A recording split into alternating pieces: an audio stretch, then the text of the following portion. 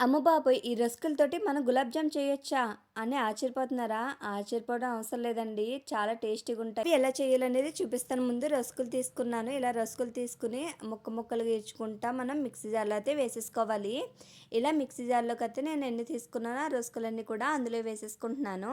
Mixie జార్‌లో వేసుకున్నా కదా! ఇప్పుడు మెత్తటి పౌడర్‌లో అయితే మిక్సీ పట్టుకురావాలి. చూస్తున్నారు కదా! ఇంత మెత్తగా అయితే ఉండాలి. మళ్ళీ కావస్తే జల్లించుకోవచ్చు.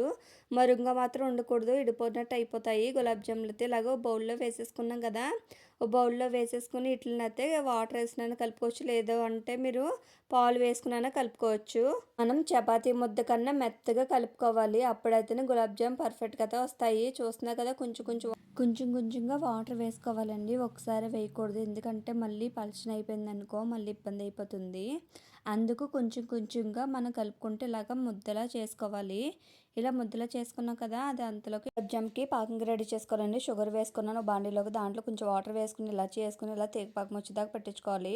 ఇలా తేగపాకం వచ్చాక పక్కకు పెట్టేసిన తర్వాత గులాబ్ జామ్ ఉండలనేది చుట్టుకోవాలండి. ఇలాగ రౌండ్ బాల్స్‌లో చుట్టుకోవాలి. చుట్టుకున్నాన్ని మంట అనేది హై ఫ్లేమ్‌లో పెట్టిన తర్వాత మళ్ళీ ఆఫ్ చేసేసి అప్పుడు లో ఫ్లేమ్‌లో పెట్టుకుని ఇలాగా గోల్డెన్ కలర్ వచ్చేదాకా ఫ్రై చేసుకోవాలి. ఫ్రై చేసుకుంటే వేడి వేడి గులాబ్ జామున్ అనేది రెడీ అయిపోతాయి. ఇవి చాలా టేస్టీగా ఉంటాయండి. ఒకసారి ట్రై చేయండి. ట్రై చేసి ఎలా ఉందో కామెంట్ సెక్షన్‌లో కామెంట్ చేయండి. Thank you for watching.